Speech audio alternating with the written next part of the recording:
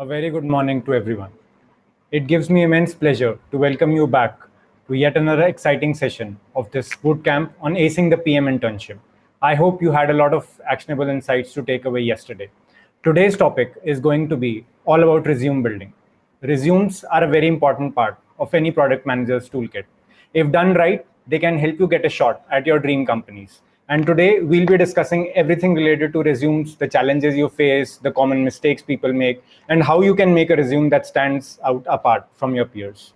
So before I begin with the session, I'll just take you through the structure. First, I'll cover the basics of resume building. What are the different components of it? What are the common challenges you face? How you resolve them? The second part, I'll take you through my resume and show you all those aspects I talk about in action. And for the third section, we have a special guest with us, Soumya, who is the talent acquisition head for Perfetti, and she will give us a recruiter's perspective on how they go through resumes, what do they think about resumes.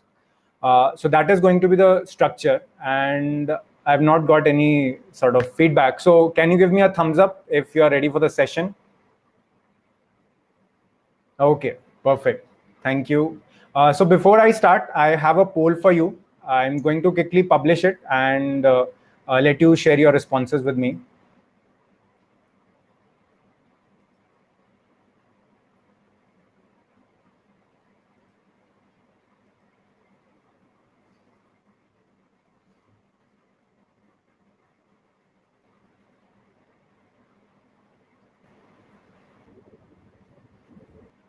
Okay, so the percentages seems to be quite evenly matched in terms of people who have their CV and who don't have their CV ready.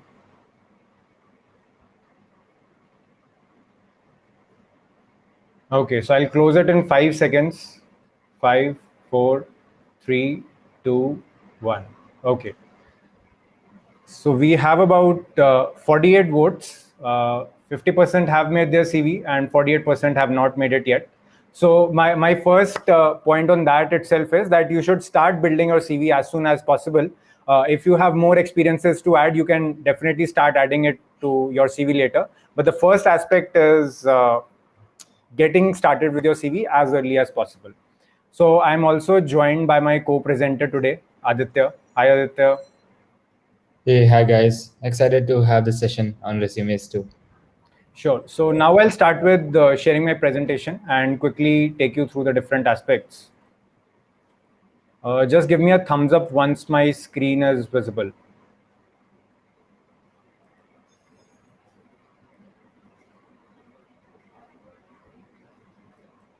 Okay, is it visible? Right. Thank you.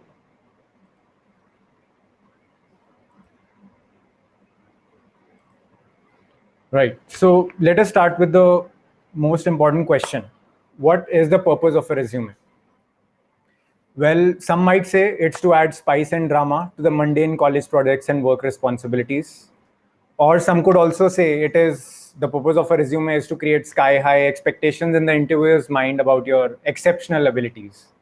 But like jokes apart, the purpose of a resume is to showcase your skills, capabilities, and achievements in a very concise manner. And second is helps the recruiter understand whether your profile is a good fit for the role and whether you will excel. So if your resume is able to accomplish both these points, then I think your resume is sorted. And that's the goal which we are trying to achieve when we set out to build a great resume. Now, let me begin with some facts around resume reviewing. So the first fact is this: I think most recruiters don't spend more than 10 seconds scanning your resume. So what does this mean? So if you have a lot of stories, your sentences are too wordy, or there is a lot of jargon on your resume, then it's probably going to be missed and skipped. So given that you have only 10 seconds to catch someone's attention, you better make it worth their 10 seconds so that they consider getting you on for the next round. Another true fact is that a lot of people will grossly inflate and exaggerate all the stuff they have done. So what this leads to is that many of the line items you write, even if it is with genuine sincerity, won't be taken seriously. So unless you back it up with strong evidence, a lot of quantification of the impact might not be taken seriously. And next is, so this is also a sad truth. A lot of recruiters would just read the brand names on your resume and reject you or send you on the to the next round just based on the brand names. So keeping all these facts in mind, you should keep all these facts in mind while you're going about building your resume. Right. So what are the general thumb rules to keep in mind when you start with a resume? First is, as I mentioned it at the start, there is no time that is too early to start making a resume. You should start making a resume as early as possible.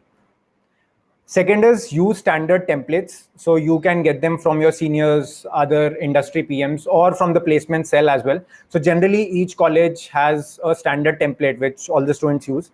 Even the resume I have, that has a standard template which was there in my college.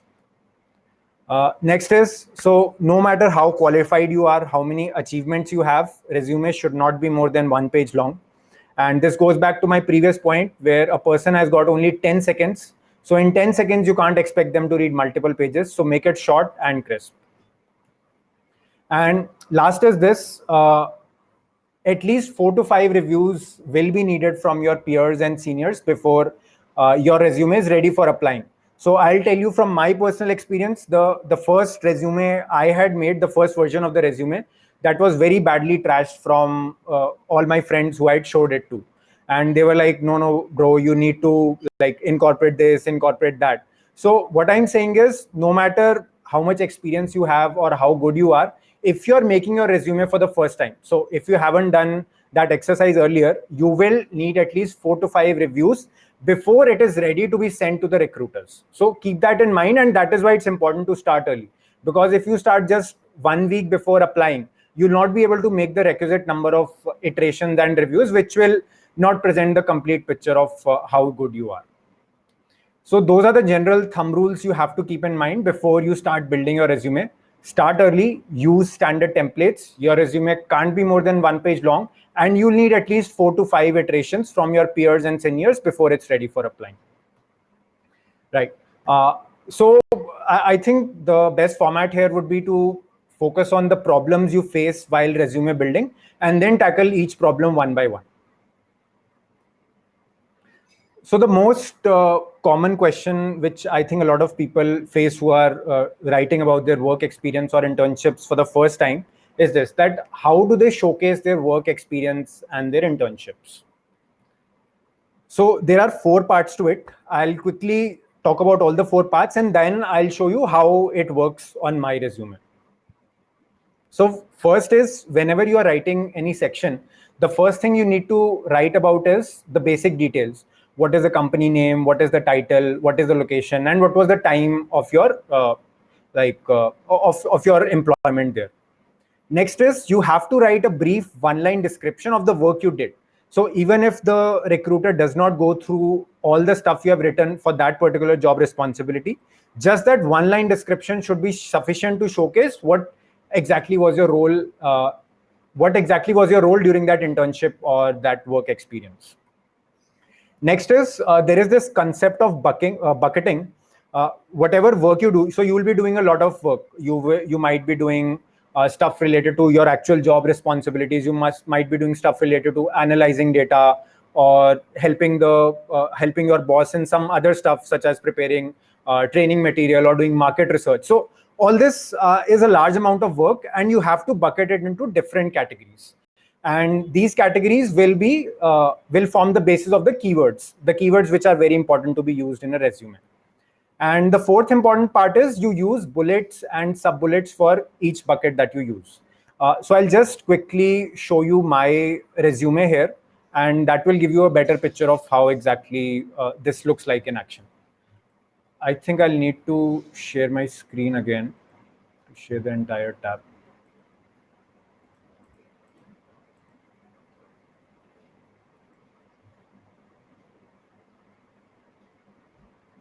Okay. Is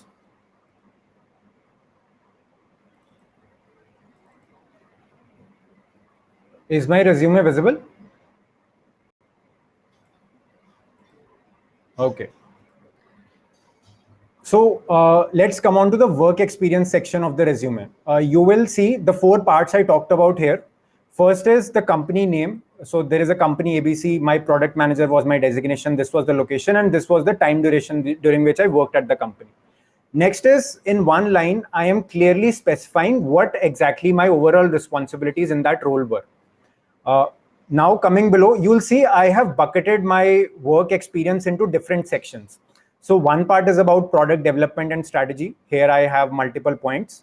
Next point is about stakeholder management. Here I have 2 points. And then there is this section about analytics where I have another 2 points. So whenever you're writing about your work experience, a particular section, this is the format which I follow. First, I talk about the company details. Then I talked about one-line responsibility. Then I do the bucketing. And finally, in each bucket, I will write what were the responsibilities as part of that bucket. So this makes it very easy for someone who's scanning your resume to quickly see that, okay, what were the larger set of responsibilities that you had taken part in. And suppose you are doing a product management intern. In that case, the set of responsibilities might not be too much. So this is about an internship I did. Here also I'm following the same format. And in one line, I add what exactly was I doing. And in the next 2 lines, I just write in bullet points what were my responsibilities were. So since I did an internship for a very short period of time, I didn't have as much work to show. And that is why there are just 2 bullet points. So it doesn't matter how long your work employment was. Whatever the period was, try to structure it in a way that all the work you did comes out in a nice manner. So that is the part about this work responsibilities. Any questions till now? Okay. So please keep on sending chat messages or questions in case there is any doubt. I'll just stop there and take your questions. Right. So now we move to the next common question, which is how do you frame the sentences? So by framing the sentences, I mean each line item that's come there on your resume is a sentence. So there are 2 main formats for this. First is the star format, and second is the RCA format. So star format is a format you can think about when you are thinking about a certain situation. So star stands for situation, task, action, and result. And both of these formats might sound very jargon-like. So in the 3rd line, I have clearly highlighted how should you go about thinking it. So whenever you are writing any sentence, just start with thinking, okay, so what exactly did I accomplish during this particular task? Second would be, how did I accomplish it? So suppose you had to make a pitch deck. So then you have made a pitch deck. That is the accomplishment you had. How did you accomplish it? You must have used some tools, or you must have done some market research to make that pitch deck. So that would be how did you accomplish it? And last would be, why did it matter? So it's not like randomly you had a thought one day that you'll do this XYZ task and then you went about and did it. So there must have been some reason. So either you were solving a customer problem or you needed data to make a decision. And that is why it's important to think of it in this format. So whenever you have to frame a sentence, just think it in these terms. Okay, so when I write this sentence, am I clearly able to identify what did I accomplish? How did I accomplish it? And why did it matter? So if you can answer these 3 questions, that sentence is sorted. And coming back to the star format and RCA format, so these might not be relevant for each and every sentence you write. But if you look at a group of sentences, a bullet and a group of sub-bullets, then if somebody is reading them in isolation, they should be able to understand what did you accomplish, how did you accomplish, and the broader context around what you did. So I'll just take you through my CV and show you how I accomplished it there. So for example, let us come to this slide. So there is this company DEF where I did a product management internship, and let's read this point. So I decreased the onboarding time for software users by 2 weeks through enhancements in the knowledge training process. So what did I accomplish? I enabled decrease in onboarding time by 2 weeks.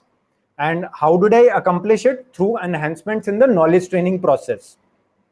So, and here the context is self-explanatory. Because I've used the word onboarding time, that means anyone who's using the software for the first time will if his time is reduced, obviously there'll be a higher chance of them continuing to use the software. So if someone reads this sentence, they can clearly understand that what did I accomplish, how did I accomplish, and why did it matter. Now we'll go to the above bullet point. So improve the product roadmap for this year by conducting market research and interviewing 30 plus customers. So what did I accomplish? I improved the product roadmap for a particular year. How did I accomplish it? By conducting market research and interviewing customers. Now, there is some vagueness in this. When I say I improved the product roadmap, what exactly does that mean? So that is why it's important for me to write a sub bullet point which explains what exactly those improvements enabled. So I've written, I drove feature enhancements across multiple product components, and I ensured feature prioritization based on customer needs. So these two parts put together clearly tell someone that how did I go about improving the product roadmap.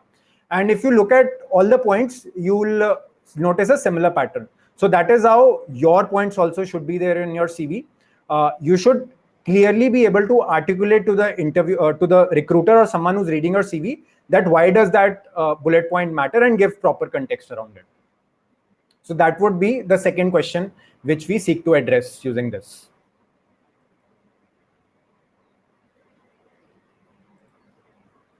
So I'll go to the next thing. I've covered this. The third most important problem that people face is how do I quantify my impact? So I would say, why do we face problems while quantifying our impact? So when we join an organization for the first time, or when we are doing internships for the first time, I think it's probably, we are very excited to do whatever work comes our way. And we don't usually see it from the lens of how exactly will it benefit me 6 months or 1 year down the line, or what is the long-term benefit of doing this. So that is why a lot of work we do, it seems like we just did it because it was given to us. There does not seem to be any quantifiable benefit of this. So one advice is wherever you start working, from the day one, start focusing on whatever task you're doing. Is it helping you in the long run in some way? Obviously, there is some grunt work which you'll have to do, but setting that grunt work aside, every week, try to analyze if the work you were doing has some quantifiable impact on the goals of the company. So that would be my first advice on a long-term basis, how to be able to make an impact in your role. Coming back to how do you quantify it? So there are 4 ways in which you can quantify the impact you have made. First, this is the most obvious one, is in terms of revenue generated. So additional revenue brought in because of a new product enhancement, feature set, or innovation that you worked on. So, and how do you usually write about the revenue you generated? You mention it in terms of the dollar revenue generated. Next is cost savings. So it's not, your work might not always be leading to new business coming into the organization. It could also be about cost savings. Now, cost savings is the hard cash which the company saves because of some process improvement, automation, or innovation, which you did, or you were part of a team that did it. The third aspect, the third way to quantify your impact is in terms of time savings. So there are 2 ways of quantifying your impact in terms of time savings. One is in terms of the number of days or weeks you saved. So you must remember the time reduction I brought about in the onboarding process. So there I quantified my impact in terms of the number of weeks I reduced the onboarding time by. Or it could be in terms of the man hours you saved. So by saving man hours, I'll give you an example. So suppose there is manual testing that's happening in your company, and you played a role in building an automation suite. So that means that a few hours per person would have been saved every week because of that automation. And you can use that automation to quantify your impact in terms of the man hours you save. And every man hour you save is indirectly leading to cost savings as well. So it's just a way about showing the data. Indirectly, every time saving you talked about leads to a cost saving. And the last way of quantifying impact is by showing your gamut of responsibilities. So this could be in a number of ways. For example, the number of people you managed or collaborated with, number of clients you handled.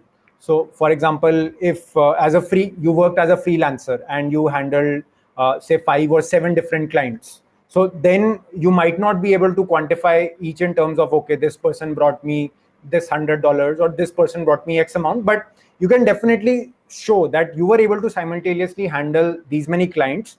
And so that is a very good way of showing your impact.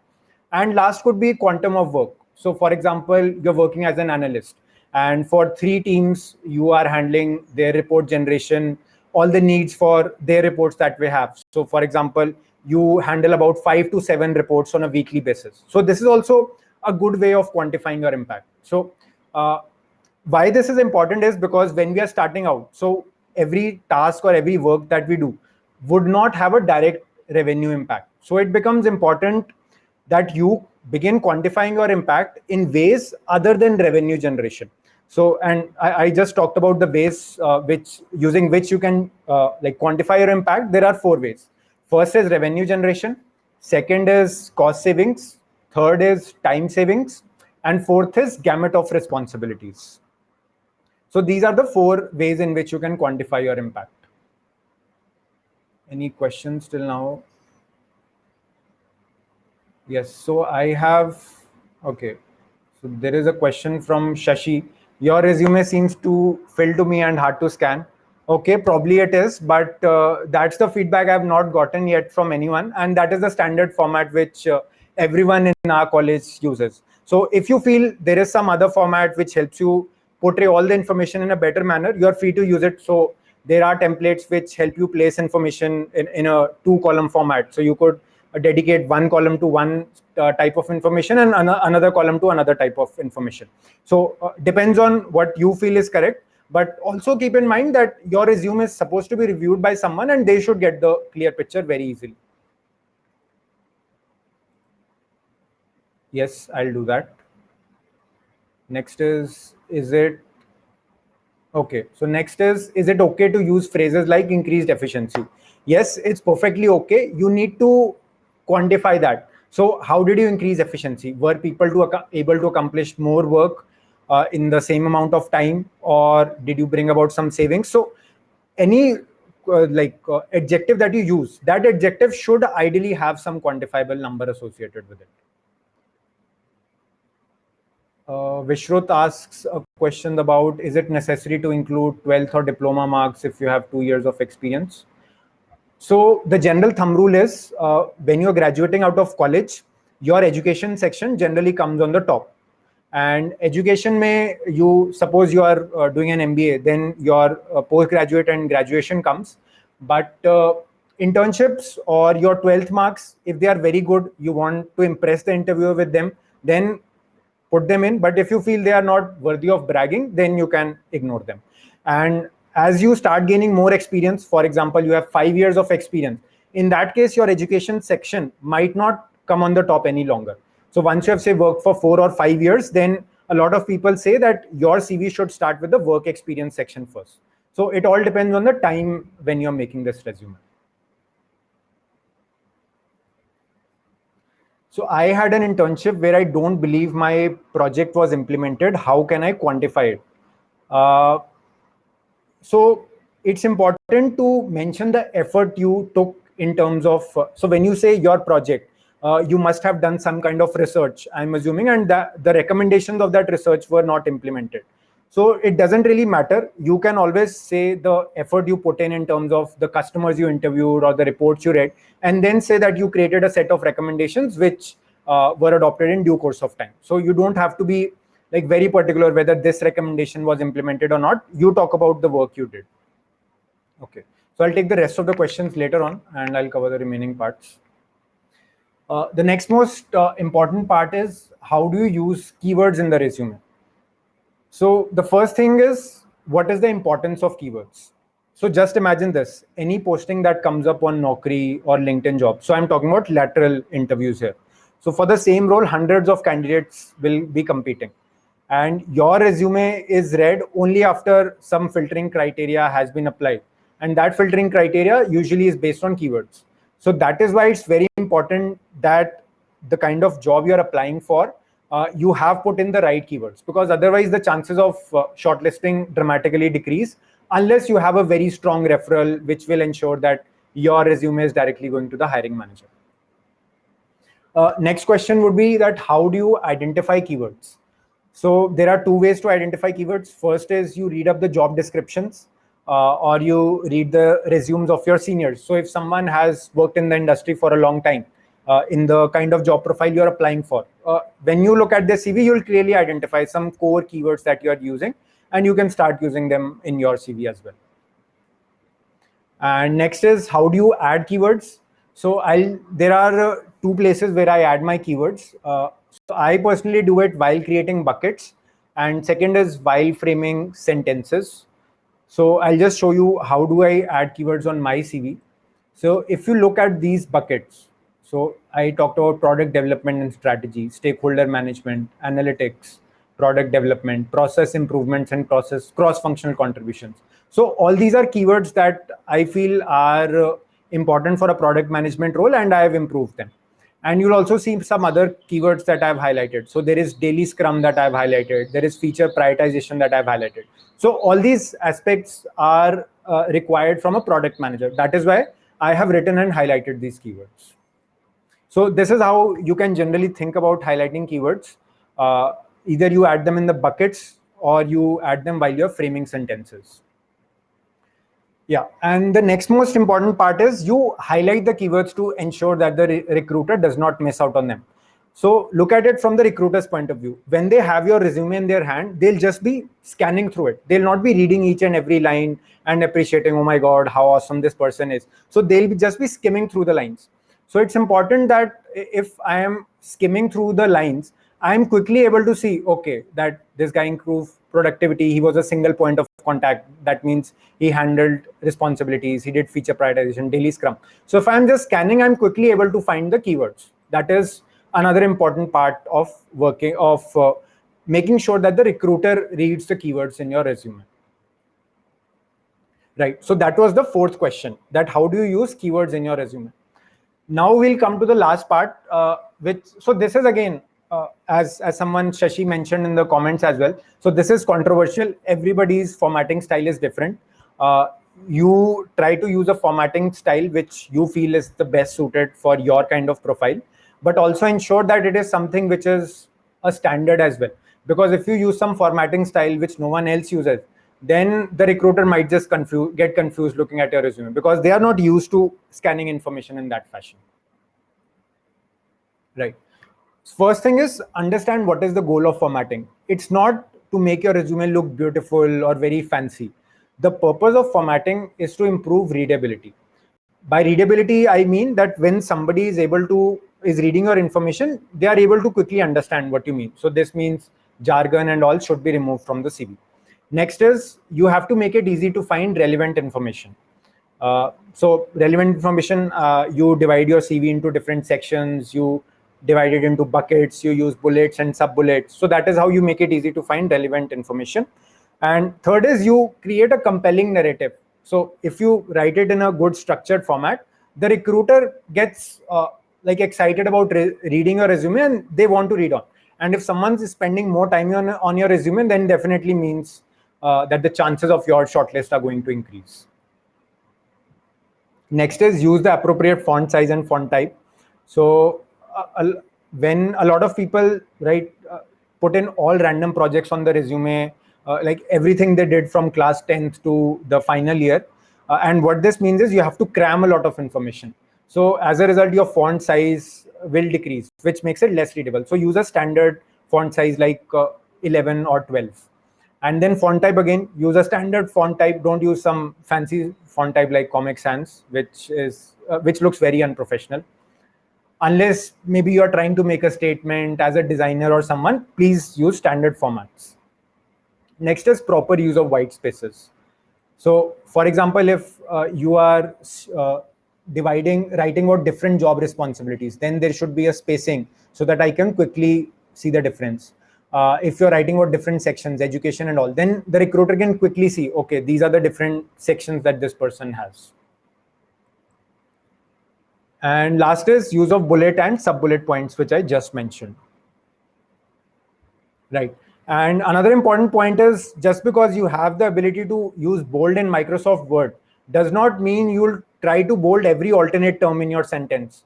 So this happens a lot, that people randomly bold. Sometimes they'll bold a preposition, sometimes they'll bold a number, sometimes they'll bold a name. So try to have a coherent scheme when you're bolding something.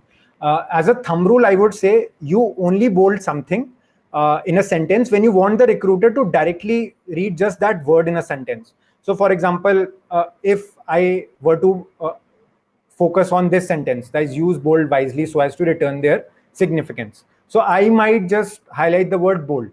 So this way you have to see, okay, in this sentence, what is the most important word or group of words, and then you just bold them. And it's also not important that you bold every sentence you write. So you can skip 2-3 sentences and just bold after 2-3 sentences, because if you use too much bolding, then also the significance of bolding gets reduced. And last is be consistent. So it shouldn't be in one section you are using a different font size, in another section you are using a different font size. So that kind of thing should not happen. Yeah, and before like going to the actual walkthrough of a resume, I want to make one point. So I've mentioned a lot of points here, and probably it's not practical to ensure that each and every point is followed in letter and spirit. That's why you might see my resume also might be violating 1 or 2 points mentioned here. So the purpose is not to be 100% perfect, but it's to ensure that you know all the basics that go into making a good readable resume, and try to incorporate it as much as possible. So once you know all the basics, and then you get your resume reviewed frequently from your peers and seniors, I think the chances of making silly mistakes or making a resume that does not really stand out will be very, very less. So that is the purpose of talking about all these mistakes. And I also know that it's not 100% possible that you can avoid each and every mistake. Some mistakes will invariably creep in. Even now, when I look at my resume, so I've probably looked at it 30-40 times, but still when I look at it, I sometimes identify, okay, this bolding or this sentence doesn't make any sense. There is no impact coming out. So I also realize that. So it's always a work in progress, and take it in that way. So you are never really done with your resume. That's the like whole crux of the story.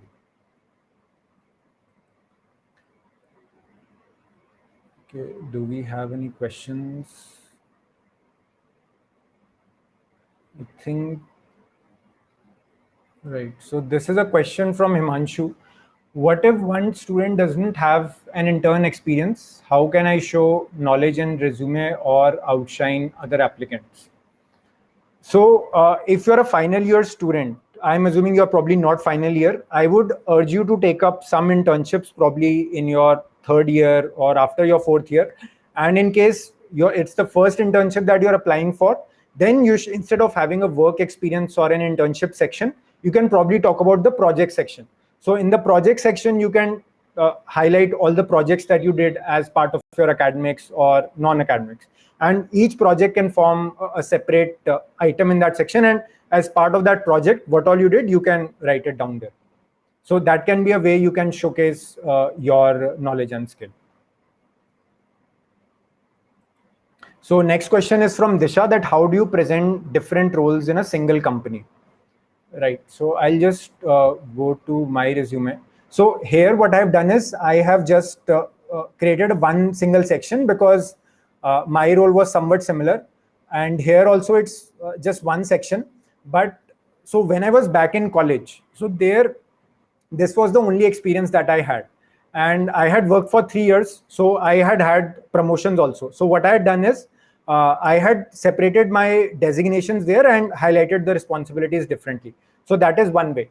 But say you are moving from product analyst to APM role in the company. So those are the two designations that you have. So I would suggest you keep them as two separate sections. So first is you'll write your product analyst, you write the timeline, and you write all the work that you did during that time. Then you go to the associate product manager, you write the timeline, and you add all the work that you did. So the summary here is the different roles that you did divided into different sections, and clearly highlight that you were a product analyst from this duration to duration, and you were an associate product manager from this duration to this duration. So that is why how you can show your experience. So next question is from Bharat. when working with service-based companies, the clients don't usually share the actual metrics or impact of work. Is it okay to approximate the impact? Yes, definitely. And in fact, you can, so even in the interview, a lot of times you are not at a liberty to discuss the name of the client or what all projects you did. So like in the interest of confidentiality, you can always mask the names as well, and you can approximate it, because at the time you had given your recommendations or implemented the system, you must have some idea of how much impact that work is going to have. So in terms of new business that is coming in, or in terms of process efficiencies. So that is something you can do. It's okay to approximate the impact.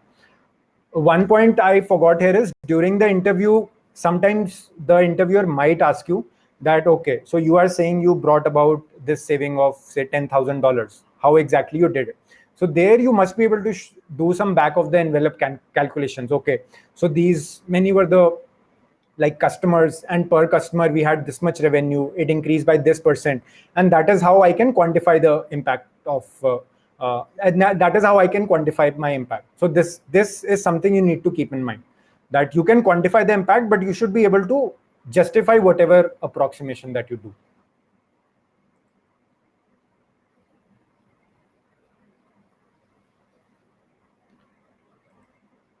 So next question is by Ashish. I've been a project manager and moved to business engagement 3 years ago. How to showcase project manager experience to portray product capabilities? So again, it depends on a case by case basis. But broadly, if I were to say, a project manager does a lot of stakeholder management. So that can come as one section, how you work with the engineers and other stakeholders to ensure that you met the timelines. Second is, you must be doing a lot of task planning and prioritization, that which task to pick in the next sprint. So that can be another subsection.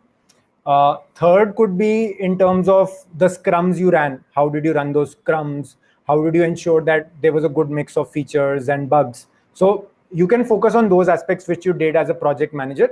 And in case there was some customer facing component, or you did some research as well as a project manager, you can showcase that as a separate capability. So this is how you can showcase your capabilities.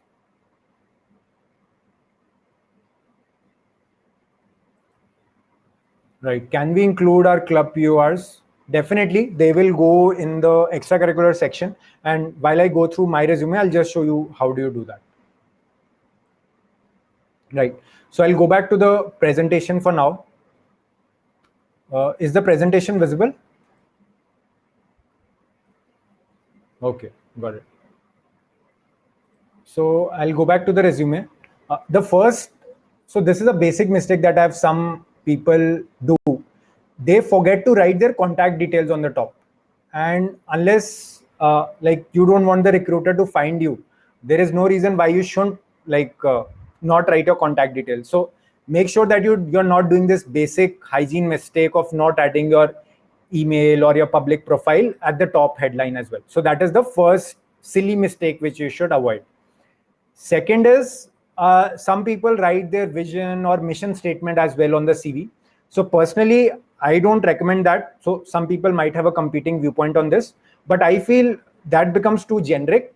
So what you can do is, if you're applying for a certain role in a certain company and you are really passionate about it, so in the cover letter, you can go about writing your vision or mission statement, or why that role matters to you. So that is a good way to make use of a cover letter. So personally, I would avoid writing vision statements on my resume, because that is taking up crucial space, which I need to highlight my achievements and skills. Next is your education section. So for me, it is very small because I have a lot of work experience as well. But if you have a college student, so when I was in say undergraduate, so there all my the CV was just filled with projects and all I did as part of my academic courses. So we made some compiler, then we had a project in graphics, and for each project I had a heading and I had 2-3 bullet points explaining what all were the projects I did. So these sections will vary depending on the kind of role you have or the kind of skills you have. For example, I don't talk about any tools or technologies. So maybe in the kind of role you're applying. For example, if you're applying for a product analyst, so in that role, it becomes important to highlight what are the SQL skills you have, or what are the Python scripting skills you have. So in that case, you can add a separate section which talks about the tools and technologies you know. So it really depends on the kind of role you are applying for. Work experience I've mostly covered. I'll not be going over it. So one point I'll make is, so I didn't really win any case competitions. So there was just one case competition which I luckily reached the finals of. So I wrote that. One mistake which people make here is they don't highlight what were the number of teams that were participating in that competition. So if you just write campus finalist XYZ competition, there might have been 3 teams participating in it. Does that really make it a big achievement? So always make sure you are highlighting over what base did you make that achievement. Similarly, in your work experience also, say you are talking about some promotions or appraisals, like were you the top 10% or were you the top 5%? It's always good to mention the base on which you had that achievement. So that is another point. Second is always, so if you won a case competition or you submitted a research paper, it's important to highlight what exactly did you do there. So if I just write Statos, ABG group, and I don't write what I did, then it doesn't look very appealing for the recruiter. So always explain in a line what exactly did you do as part of that project or as part of that achievement. And last is I'll just cover the extracurricular section. So back in college, when I was not aware of all this art and science of selling yourself, so I just used to write my hobbies are quizzing, writing, dancing, reading. And frankly, that doesn't create that great an impression on the recruiter, partly because it could be lies. So nobody is going to test whether I read books or not, whether I write or not, unless I show something quantifiable. So for example, if I am a writer, I must be blogging on some platform or I must be having some blog where I regularly blog. So if I give a little more description as to where do I blog, how many followers I have, what are the topics of interest, then it creates a good hook for the interviewer as well, and they know that you are talking seriously. And quizzing also. So this was long back. So I led the school team to victory in certain competitions, but it at least highlights that I'm really interested in quizzing, and I'm not like I've not written quizzing in a random manner. Then another thing is the positions of responsibility. So there were 2 main responsibilities I had. So I've clearly highlighted them as well as quantified the impact which I had there. So it's always good to quantify the impact of your position of responsibility, which tells the person the scale at which you were working. So these are some things. I think that is all I wanted to say about the resume. One more thing is, for any section, what is the order in which you list the items? It is in reverse. The chronological order is this, that you write the most recent first and then you go to the least recent. So suppose you have done 5 projects in your college.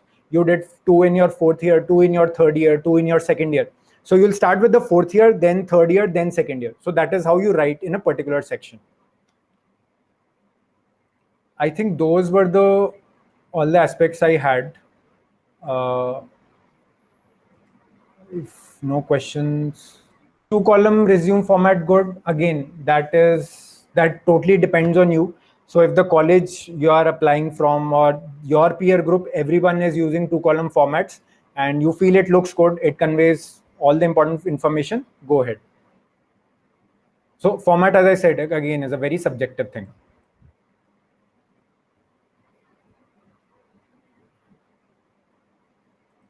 Okay, so now we'll move to the last section.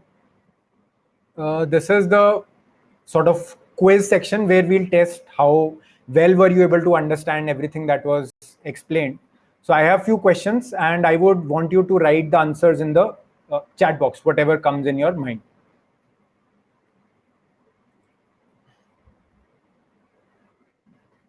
So these are the key takeaways that I just talked about.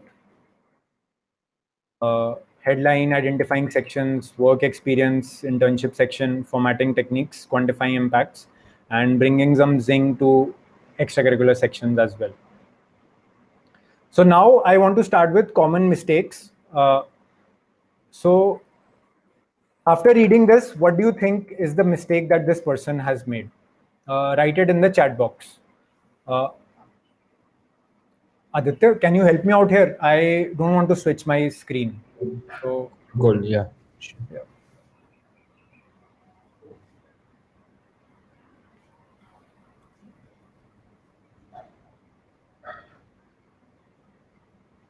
Are we getting any responses? One second. I don't know. We're not getting any responses. Okay. One is launch products. He's asked a question. Wrong item in bold jargon. So Arundhati is given. Yeah, Arundhati and Shruti have kind of usage of jargons. Okay. So Usage of yeah. I think Shruti has got it right. It's usage of jargons. So obviously there might be other mistakes as well because we are looking at it in isolation. So it could be the case that there might be some like top bullet point which is highlighting all the context. But here the problem is value stream map. So as a reader, I have no idea what value stream map means. So this statement basically falls flat. So what is jargon is you are using industry specific terms. So you might be working in fintech, you might be working in data security, or you might be a top shot analyst or data scientist. One mistake that people do is they will write their job specific terms in a very jargon heavy manner, which is not understandable. So make sure your CV does not have any jargons and anybody outside of the industry is able to understand that thing. And don't use any non-standard acronyms. I mean, like teenagers use now all sorts of acronyms. So like work like a professional and make sure you are using only standard acronyms, if at all. Personally, try to avoid acronyms as much as possible. Yeah, and some people have a research profile or they have worked in complicated projects during their college time. So they write uh, about, say, you worked on Markov models. So Markov models has got something to do with probability, but most probably your recruiter or hiring manager has no idea about that. So you have to explain a bit more what exactly you did in that project rather than just writing the title of your thesis or your project. Right. And what happens if you use jargon? The information on your CV does not create the kind of impact you want. So going to the second mistake, now go through this and tell me what is the mistake here.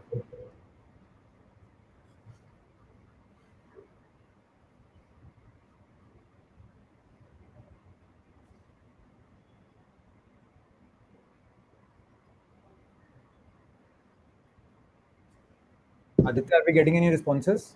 Not yet. Okay. Read it carefully. You should be able to find the issue.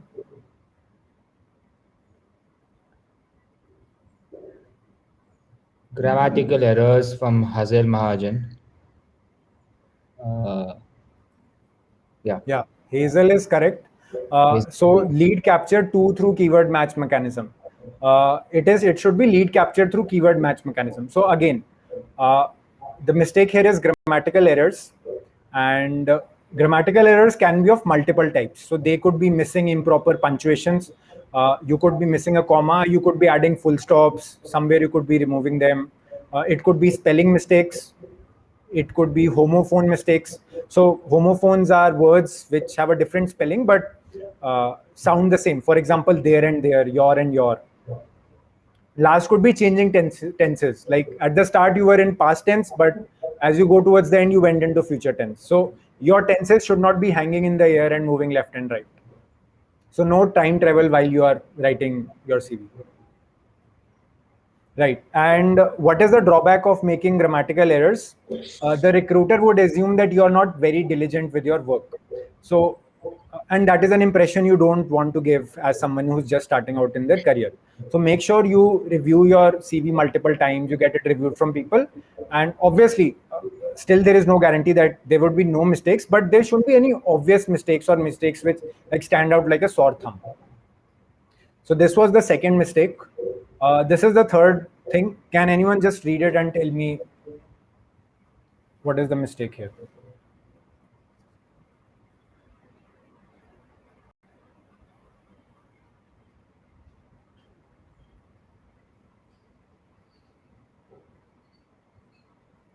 So actually there are two mistakes here. Yeah. So The second one is unintended, which I didn't want to point out. The original mistake is what I want to point out. cool. Akhil Kumar says long line. Okay. Then Raghuvamshi Deda says okay. Ritik Ray says extensive bold usage as well. Shreyans Verma says long sentence. Bullet done wrong. Font is also there. Got it. I think everyone has got it right. Who was the first one? Long Akhil Kumar, I guess. Okay, I think Bharat. Haan. Akhil and Bharat were the first ones to get it right. It's a long line. So if you write lines these long, I don't think you can parse the information that what exactly did the person do. So if you have information like this, it's always advisable to divide it into bullet and sub-bullet points. So the mistake which people do is long wordy sentences with too much information crammed in. And what you're doing is you're trying to convey multiple ideas in the same sentence. You are not following a standard format for conveying information. And the problem is that the recruiter is just not going to read the sentence. They'll just skip over it and go to the next sentence. So that is the third mistake. So the solution is use shorter sentences, remove unnecessary words. It's not a test of your English language. Use bullets and sub-bullet points as much as possible because they improve readability a lot. Right. So that is it from my side. We will quickly take questions for the next 2-3 minutes, and then we will begin with the Q&A with our special guest. Okay. Does anyone have any questions? Yes, they put it on the Q&A section, Vikram. Definitely one page. Personally, I would not recommend going to 2 pages in any circumstance.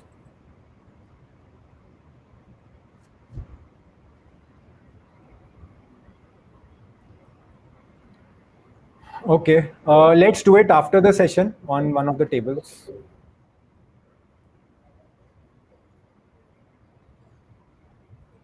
Okay, this is already answered.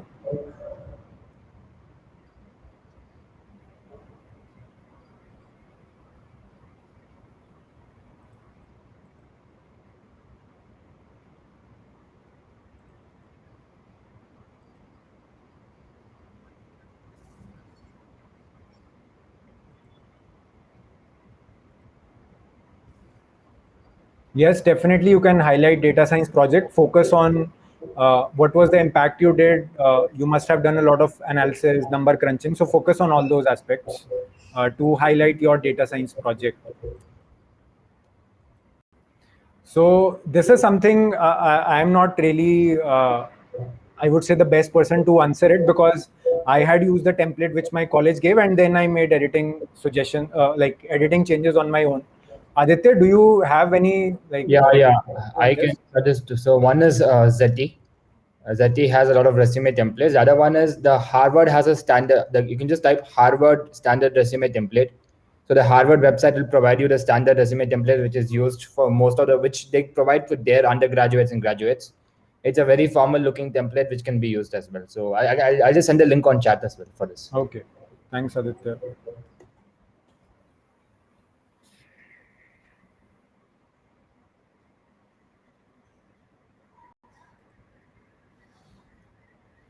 I would say always keep your LinkedIn updated, but definitely you need a separate resume because resume is something that can go around.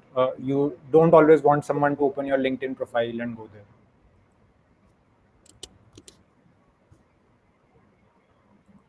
What advice would you give to someone who is from an industry and switching her field of job? That's a tough question. So switching across careers switching across domains is always very difficult. So generally you have a bridge there. So either you are horizontally switching, laterally switching in the same company, or you are doing an MBA, or you try to take up a project manager or product management role in a manufacturing sort of company. So that would be my advice. But again, it depends on a case by cases, and probably we can discuss this offline.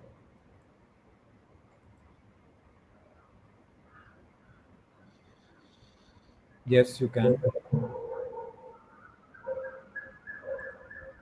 Should the full-time work experience and internship experiences be different?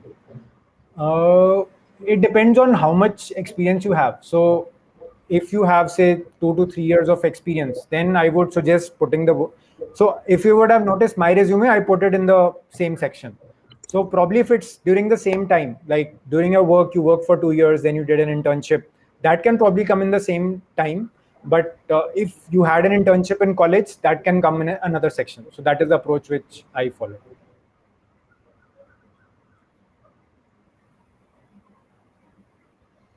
Okay, I think we can take the rest of the questions offline because we are running out of time. We just have 15 more minutes. Uh, Aditya, do you think we should take a 5 minute break or should we just finish the session? We can do it. We can finish the session itself. Okay, ठीक है. Right.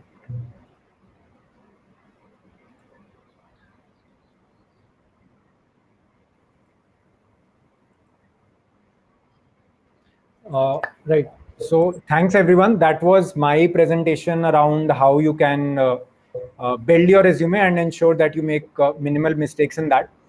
For the next segment of this show, I have a very special guest with me, Soumya. So she is head of talent acquisition at Perfetti. So Perfetti is the famous confectionery brand, and they have a lot of famous brands like Clormint, Alpenliebel. So she has been handling their recruitment for a long time, and I was just discussing about this session that I was doing, and I felt it would be great if she could like come on board and share her aspects on how recruiters go about looking at resumes, how does the shortlisting happen, so that you get a sense of the other side of the picture as well. So I'll just invite her on stage.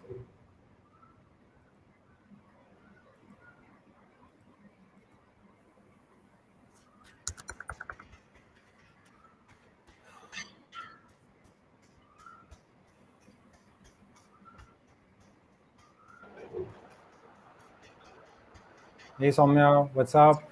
Hi Vikram, hi Aditya. I hope I'm visible and audible. Yes, you are. Great. Thank you so First much of all, for thanks a lot for joining us. no, thank you for inviting me. I hope I'm able to add some value to the session. I see you've Sure. already answered a lot of queries, and I see that the participants are pretty excited. Yeah. Yeah, go ahead. So maybe you could start with telling us about the kind of work you do and your role before we jump into the questions. So, I am basically the head of talent acquisition and employer branding for Buffetti. I joined Buffetti about 2.5 years ago. Prior to that, I was working with Cummins. So, post my MBA, I've basically worked across various domains within HR as an HR business partner as well as a part of their center of excellence teams in these organizations. So, yeah, when it comes to profiles, interacting with a lot of candidates, I think. I've been on both sides. I mean, I was a part of the placement committee when I was in college. So, interacting with recruiters back then to now being a recruiter myself, I see both the sides of, I would say, the table. So, yeah, and I'll be happy to answer any questions that the participants here have. Right. So this question is from myself as a potential job candidate as well. So whenever companies do job postings, so you must be getting hundreds of CVs when there is a job opening on LinkedIn or Naukri. Then how do you guys go about like finding which profiles are the right fit, which CVs should you shortlist? So what is the thought process or what is the process you follow around that? So generally, when it comes to any particular job posting, there is a set of skills that we are looking for in the market. Mhm. And if this posting is on, say, LinkedIn or Naukri or IM Jobs, any of these job portals, basically, there are certain inbuilt tools within all of Right. these websites which help us in shortlisting. So these AI Okay. tools or search tools basically help us in terms of using certain keywords that we Mhm. punch in, and then people who kind of are able, or who match Mhm. based on those keywords come up in our searches. So, like, as I think you'd already covered earlier in your session, that Right. for a particular role there are thousands of applicants, Mhm. and for each of those applicants it is very important to be able to overcome what we call the recruiter's blind spot. So the Right. recruiter's blind spot technically is, if you do the same thing but you've not used the right keywords in your resume, Right. then your resume is not going to get shortlisted. So I think one very very important aspect there for any potential candidate or anyone who's searching for a job laterally is to go through the job description thoroughly, and then try to match as many keywords as they can from the job description. Like, it's technically a hack. That's how I'll put it across. You search for the right keywords in the job description and customize your profile accordingly. You'll have higher chances of getting shortlisted, because those are the keywords that the recruiter who's posted the job is also going to use when they are going to search for a shortlist. Got it. And what happens? So this is technically, this hack can be done by, say, 90 candidates out of 100. So in that case, what is the next step? Now you have got 90 CVs after you have done the shortlisting. Now what is going to happen? Like, how will the recruiter actually go through all these CVs and come to a conclusion? So what happens is, when a recruiter sits and screens the CVs, and I've seen this happen in any domain, whether you're hiring for technical or non-technical roles, the brain always registers the outliers. Right. Which means if your profile stands out with regards to the way it is presented, apart from all the hygiene factors, grammar, Right. formatting, the way it is presented, of course, that's something which is supposed to be there. But apart from that, how have you really talked about your experience? How have you bucketed those experiences? How have you structured your resume? All of these things really play a very big role.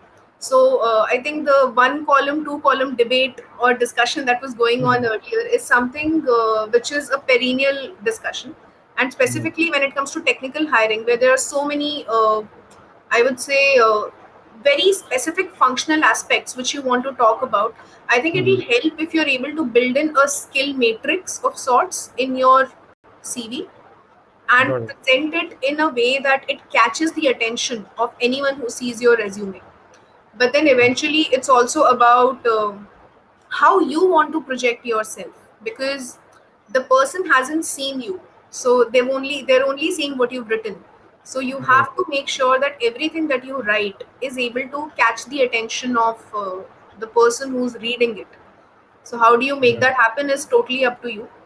I think one important thing which also helps at times is adding a small professional photograph of yours in the resume, because it gives a face to the name, and that builds recall in case your CV is shortlisted, you go for an interview, you interact with someone in the organization.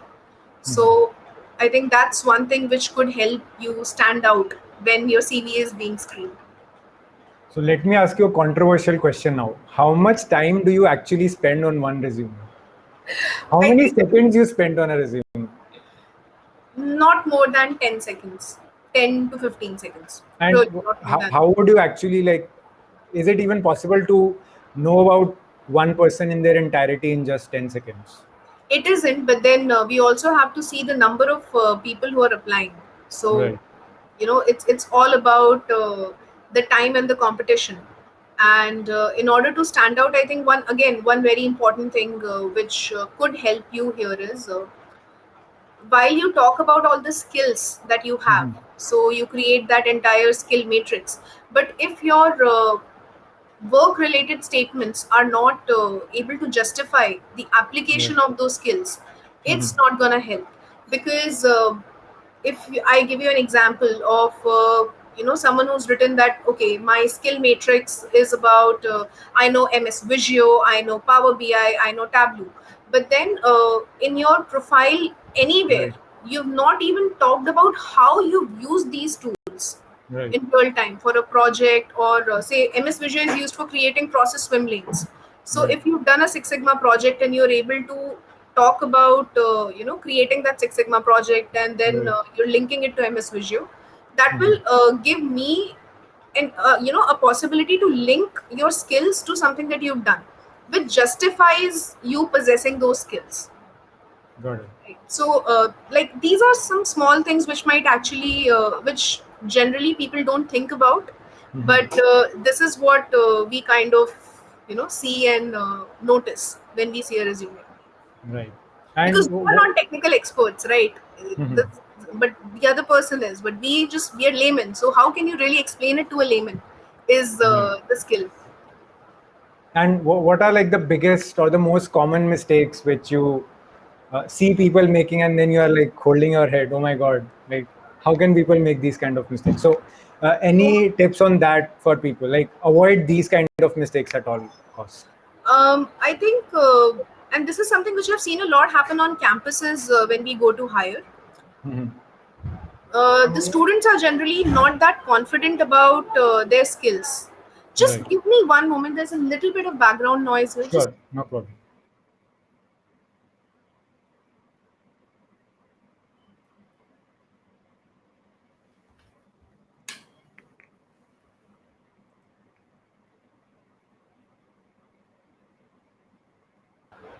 hi, extremely sorry for that. No But problem. yeah. So I think when we go to campuses, what we Mhm. generally see students is they focus more on what they do not know, as Right. in they feel underconfident about what they don't know. But Right. what I would rather recommend is, and I think there are a lot of students here in this Yes. forum as well, that if you're sitting for a campus interview, be confident and focus more on what you know Right. and what you can add, as a value to the organization that you're interviewing for. Right. Because if you just continue to focus on, okay, I don't know this, I don't know that, I'm low on experience, then Right. that's really not going to help your case. Is that true? When I look at the kids around me, I think that they think they know everything. Like they are the masters of this universe. So that has been my reading of kids. I don't know how come they're so underconfident in the interviews. No, I think it all depends on the individuals around, and I have seen a lot of this happen specifically on MBA campuses. Mhm. Whether it is IIM, XLRI, the students, the first Mhm. thing that they say, I'm a fresher, I lack work X, and I'm like, how does Mhm. that matter? If you're sitting here in front of us, just Mhm. talk about what you know. Right.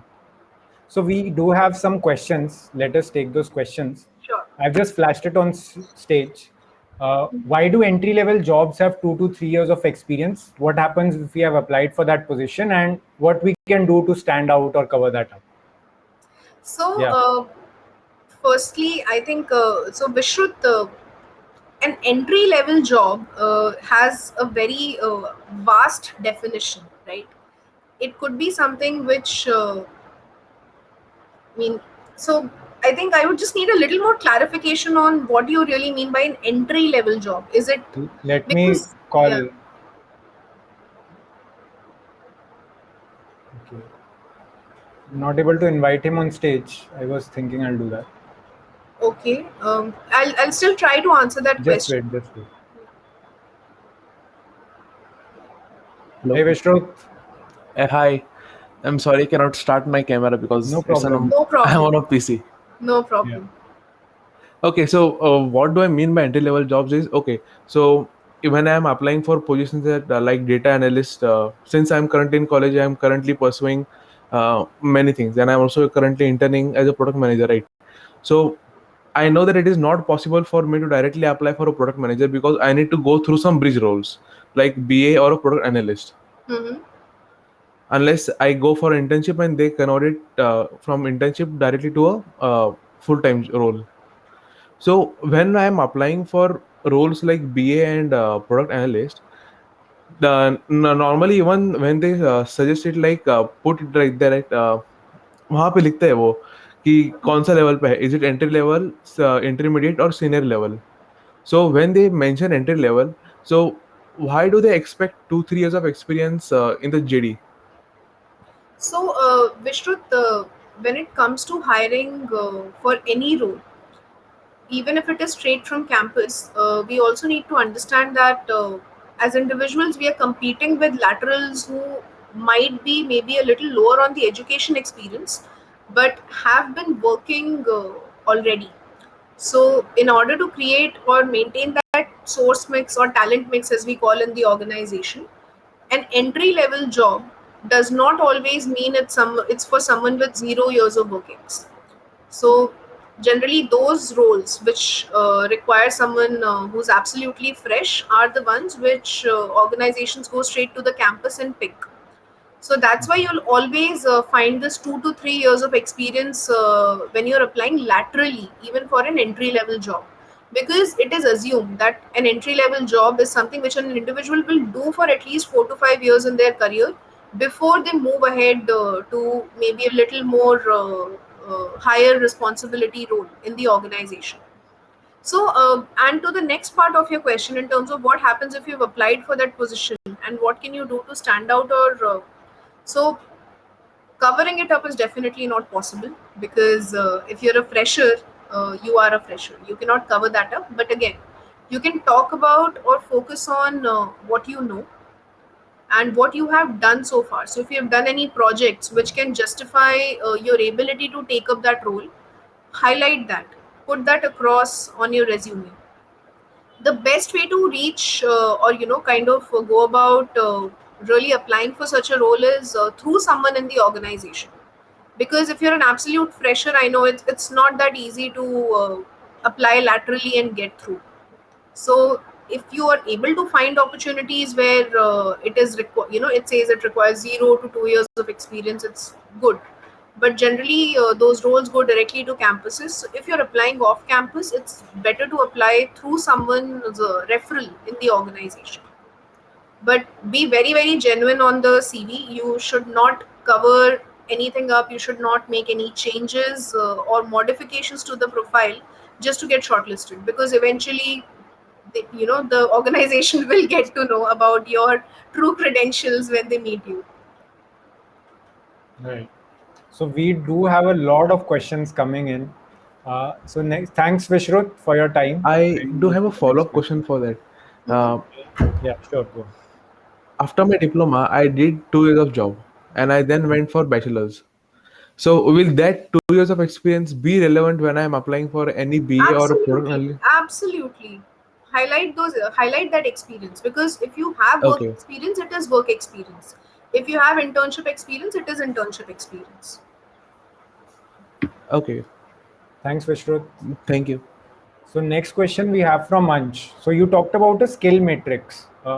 Could you like quickly elaborate what that skill matrix is and maybe share Sure. an example?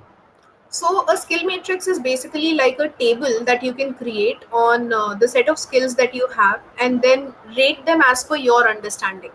So you could have a set of skills like all your technical skills, so R, Python, all these languages, ABCD, all of these things. But then you also need to then create, I would say, um, a rating scale for yourself maybe. And I think Aditya already talked about Zeti. So Zeti has this particular Feature. skill matrix sort of a thing available, where you put your set of skills and then you can rate them. So say maybe you rate yourself a 4 out of 5 on R, or a 3 out of 5 on Power BI. So that's what a skill matrix is. Got it. Thanks, Soumya. So next question is from Akhil. We have time for one more question after this. My question is about campus hiring. With many students having similar kind of skills, what do you think are few things which you look for so that which can stand out or can be an outlier, as you mentioned? So generally, when any organization hires from campus, we Mhm. hire for attitude and train for skills. That's how I'll put it simply. So the organization knows that you will not be a technical expert when they're hiring you, because you're a fresher. You would know the basics of whatever you've studied or learned in college. But if you have learning agility, if you have that hunger for growth, if you want to learn and contribute, if you have that enthusiasm, and that shows in your interaction with the corporates, then you definitely have a chance of being picked up among the lot. Thanks. So I'll just take one more question. This is from Manch. So it's natural instinct for a fresher candidate to say that they lack experience, but can be taught the work and can show dedication. So how do you receive this being on the other side of the table?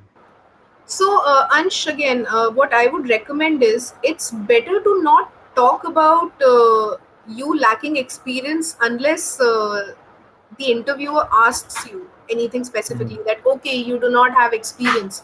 Then how do you justify it? Then you can talk about it, that, it's natural for me to lack experience, but I can be taught the work and I can show dedication. Rather, whenever you're talking about yourself, talk more about what you know. That's exactly what I'm trying to say here. Got it. ठीक है. Okay. So there is one question on bot. So I think we'll end with this. So will you use a bot for first level scanning when you have many hundreds of resumes, or does a recruiter do a manual scan of huge number of resumes? So I hope this is not a trade secret that you can't reveal. no. And this is something which every organization does. So there's nothing which is not known to people. But when it comes to hiring from any of these websites, as I said in the past also, there are search tools which are built in, which help a recruiter scan the CVs. So Okay. those bots, as you say, are nothing but your search algorithms of Naukri, LinkedIn, IM jobs, right? So Right. those are always in use with recruiters, because it's definitely not possible to manually scan 1000 profiles and then also expect to close that open position in 1 or 2 weeks time. Got it. Right. Thanks a lot, Soumya, for your time. I think you're okay. So Ansh has mentioned another question. Let me just search for it. Okay. If a firm uses ATS technology to filter resumes based on keywords, I've heard those softwares do not process photographs. So is it really a good idea to have a snap of myself in the resume? Even if the software does not process your photograph, it will process the keywords. So you can still have those keywords in, right? Right. And how does the photograph help? Like, do you recommend putting in a photograph? It's a good idea to have a photograph if you have space for it in your CV, because it builds a recall, like it gives a face to the name, so it's always a good idea. And there are a lot of CV formats which have space for a photograph, so it's an Got it. individual's choice eventually, not a mandate. But yeah, it's something which definitely helps. Got it.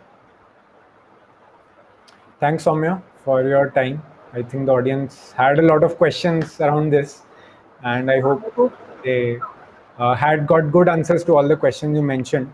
So I'll just wrap up this session now.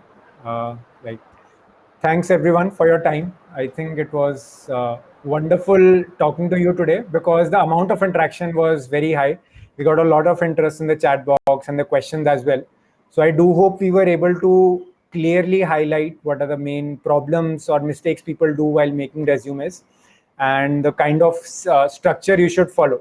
And hopefully, like after this session, you will be much better placed to work on your resume. So this was from my side on day 2 of the bootcamp. We have another set of 4 exciting sessions coming up next week, where we'll talk about what exactly are the responsibilities of a PM intern, how do you maximize your chances of getting an internship, and after that, we'll also be discussing how do you use LinkedIn to leverage your chances of getting an internship. And on the final day, we'll discuss the strategies for nailing the interviews. So in session number 6, we'll discuss how do you get through the written case rounds. And in the last session, we'll discuss how do you get through the telephonic or the verbal, the face-to-face interview round. So that is the structure for the next set of sessions. Once again, thank you for joining us. Hope to see you next week. Bye.